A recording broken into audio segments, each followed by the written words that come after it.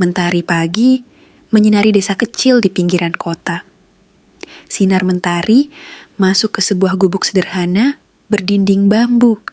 Terasa sempit dan pengap, seakan mencerminkan beban berat yang dipikul penghuninya. Nina, gadis remaja yang baru saja menyelesaikan SMP, tulang punggung keluarga setelah orang tuanya meninggal dalam kecelakaan tragis. Nina bekerja serabutan, dari menjadi buruh tani hingga pencuci pakaian demi memenuhi kebutuhan. Aira, adiknya yang masih kecil, menderita penyakit paru-paru dan membutuhkan pengobatan rutin yang mahal. Bagaimana caranya? Gumam Nina, menatap langit yang tampak tak berdaya. Tabungannya menipis dan ia terpaksa berutang kepada tetangga. Suatu pagi, di tengah kesibukannya menyapu lantai warung tempat ia bekerja, seorang pria berpakaian rapi menghampirinya. Nama saya Pak Herman. Saya menawarkan pekerjaan untuk merawat seorang pemuda kaya yang sakit. Gajinya cukup untuk biaya pengobatan adikmu.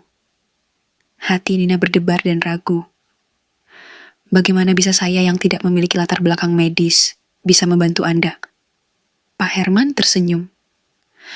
Saya yakin kamu bisa, Nina. Kata-kata Pak Herman menenangkan. Demi Aira, Nina menerima tawaran tersebut. Nina tiba di rumah besar Bagas, rumah yang tampak megah dari luar, namun menyimpan kesunyian yang mencekam. Pagar tinggi dan gerbang otomatis seolah menjaga rahasia di balik temboknya. Pak Herman mengantarnya ke kamar Bagas. Ini Nina, dia akan merawatmu, kata Pak Herman, suaranya lembut namun tegas. Bagas, pemuda kaya yang terbaring di ranjang besar, hanya menatapnya dengan tatapan dingin. Kau akan bertahan di sini berapa lama? Seminggu? Sebulan? Mereka selalu pergi lebih cepat dari yang diharapkan. Katanya, suaranya datar, tanpa emosi. Nina merasakan hawa dingin yang menusuk, bukan hanya dari suhu ruangan, tapi juga dari aura Bagas. Aku tidak peduli siapa kau atau kenapa kau di sini. Yang penting, kau ada di sini, kata Bagas, suaranya tanpa ekspresi. Nina merasakan beban berat yang dipikul Bagas, beban yang tersembunyi di balik kekayaan dan kemewahan.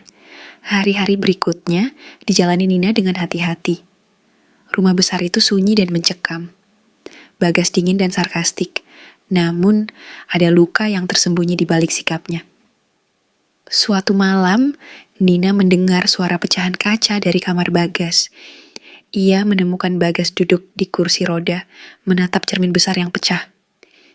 Kenapa kau tidak pergi saja? Bisik Bagas, suaranya penuh keputusasaan. Aku sudah meminta maaf, tapi kau terus menghantuiku. Nina merasakan kesedihan mendalam di balik kata-kata Bagas. Ia menyadari bahwa tugasnya bukan hanya merawat tubuh Bagas, tetapi juga jiwanya. Saat membersihkan kamar Bagas, Nina menemukan buku harian Larissa, tunangan Bagas yang telah meninggal. Larissa menulis tentang tekanan keluarga, hubungan terlarang dengan Rehan, dan ketakutannya akan konsekuensi yang akan terjadi. Jangan khawatir, semua akan segera selesai, tulis Larissa di akhir catatannya.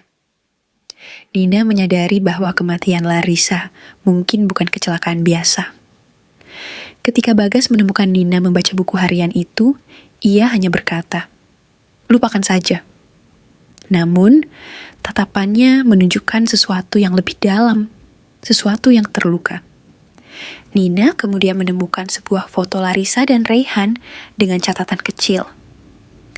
Jangan khawatir, semua akan segera selesai. Nina mencurigai keterlibatan Rehan dalam kematian Larissa. Ia berbicara dengan Mbak Sarti, pelayan tua yang telah lama bekerja di rumah itu. Mbak Sarti dengan suara berbisik membenarkan kecurigaan Nina tentang Rehan.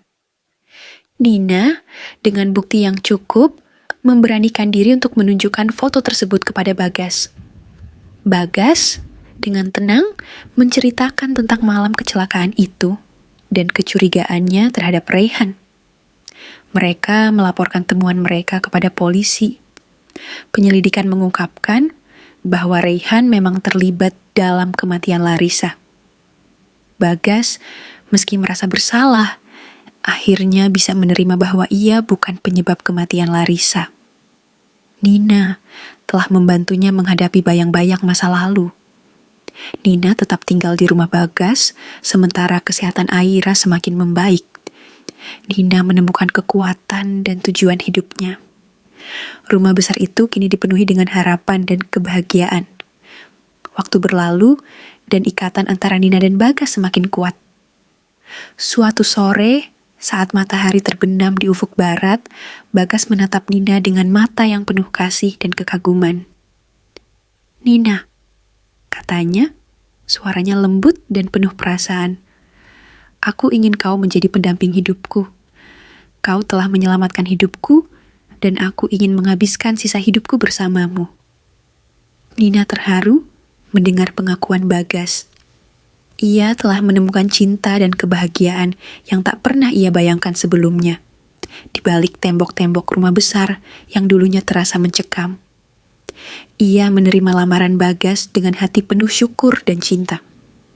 Kebahagiaan mereka menjadi bukti nyata bahwa harapan selalu ada, bahkan di tengah badai kehidupan yang paling gelap.